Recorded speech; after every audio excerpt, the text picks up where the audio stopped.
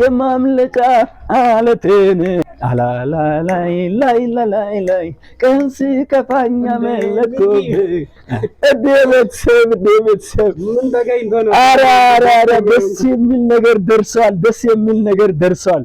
ምንድነው? ሎተሪ ደረሰ እኮ በእናትህ በጣም የተጓጓ ነው። በጣም በጉጉት የምንጠብቀው ነገር በጣም ስፔስ የሆነው ነገር ደርሷል እኮ አልሰማህም እንዴ? አቦ ነገረኛ ምንድነው? እኛም ደስ ይበለናል። ቲያራ በጣም ደስ ስላለኝ ማለት ነው ሰርፕራይዝ ላደርግ ብዬ ነው የመጣሁት ዛሬ ማለት ነው። ምን መሰለህ መልካም ወጣት ደርሷል። ስለዚህ ከነገ ጀምሮ እንድትመዘገብ ሙሉ ክፍያውን እኔ ሸፍኜልሃለሁ። አይ ኧረ ይመችሽ በቃ። እንዴት ነው ግን? የት ነው? ሐዋሳ ነው።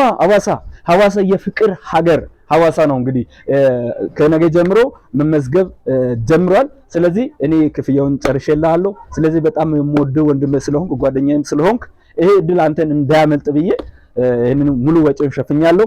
ኧረ ምርጥዬ ነው። ለምን ያህል ጊዜ ነው? በቃ የመጀመሪያው ዙር አለ፣ የሁለተኛው ዙር፣ የሶስተኛው ዙር፣ የአራተኛው እስከ ስድስተኛው ዙር ድረስ አለ። በቃ እስከ 2 ወር ድረስ ያለው አለ። እኔ አሁን የመጀመሪያው እድለኛ አድርጌ አንተን አስመዘገብኩ። ደስ አይልም? አረ ይመችሽ ጓደኛዬ። ግን እንዴት ነው? እኔ እኮ ምንም አየር የለኝም። እዛ ስሄድ የፈዋ ምናምን አያስፈልገኝም? ከዛው ነው እንደ ፈዋ ምናምን? አረ ምንም አይነት ነገር የለም። አንተ በቃ ክፍያውን ዘግቼልሃለሁ። እዛ ስትሄድ ቀለብ፣ ሁሉም ነገር መኝታ እዛው ተዘጋጅቶልሃል። ስለዚህ ሁሉም ነገር ካንተ የሚጠበቀው ምንድነው? ፎርሙን ሞልተህ ብቻ እዛ በሚደርስበት ቀን እዛ መሄድ ነው። ከዛ በኋላ ምንድነው ያለው ነገር ሁሉ ተመቻችቷል። ቁጭ ብለህ እግዚአብሔርን ኃይል የህይወት ምግብ የሆነውን ምግብ በልተህ ትመጣለህ። ሌላ ችግር የለም። ኧረ ይመችሽ ጓደኛዬ። ግን እንዴት ነው ቤት ታውቃለህ፣ ቤት ያለው ነገር እዛ እንደዚህ ብዙም ጴንጤ ምናምን ብሎ አይወዱም። እንዴት እኔ ቤት ደስ ይለኛል እንደምንም አመቻችቼ የቤቱን ነገር አሁን አውቀን የሆነ ሌላ ለመዝናናት ምናምን በሚለው ፎግረን ካልሄደን ቤት ግን አይፈቅዱልኝም። አረ ችግር የለም። የቤተሰብ ጉዳይ እኔ ላይ ጣል። እኔ እኮ ቤተሰብ እኔ አባባ እኔ እኮ በጣም ነው የሚያከብሩኝ። እውነቴን ነው የምልህ። አንተ እንትን ስለማታውቀኝ ነው እንጂ ልጅ ቤተሰቦቹ እኮ እናትና አባት በጣም ያቁኛል። ደግሞ በቃ እግዚአብሔር እንደዚህ ወንጌል መንገድ ላይ ወጥቼ ሳስተምር ምናምን ብዙ ነው የሚያገኙኝ። ስለዚህ ተባረክ ልጄ እንዳንተ ቢሆን እያሉ እየተመኙ ስለሆነ እንደውም ከነሱ አንጻር ነው እኔ አንተን ላስመዘግብኝ የቻልኩት ማለት ነው። አራዬ በቃ እንደውም ችግር የለም። እንደው ባክ የመጣው ይምጣ።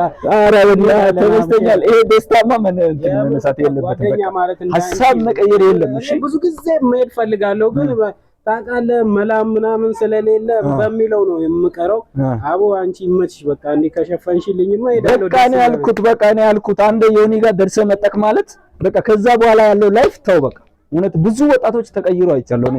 ለምን የእግዚአብሔር ቃል ከእግዚአብሔር አፍ የሚወጣው አንድ ቃል የሰውን ህይወት ለዘላለም ይቀይራል ስለሚል ዮኒ ደግሞ የሚያስተምረው የእግዚአብሔርን ቃል ነው። ስለዚህ ምንድነው ተፈውሰህ ተለውጠህ ይሄንን ህይወት ረስተህ ትመጣለህ እርግጠኛ ነኝ። ኧረ ጓደኛዬ ይመች። እኔ ራሴ ሱስ በቃ ሁሉም ነገር ሰልችቶኛል ታውቃለህ።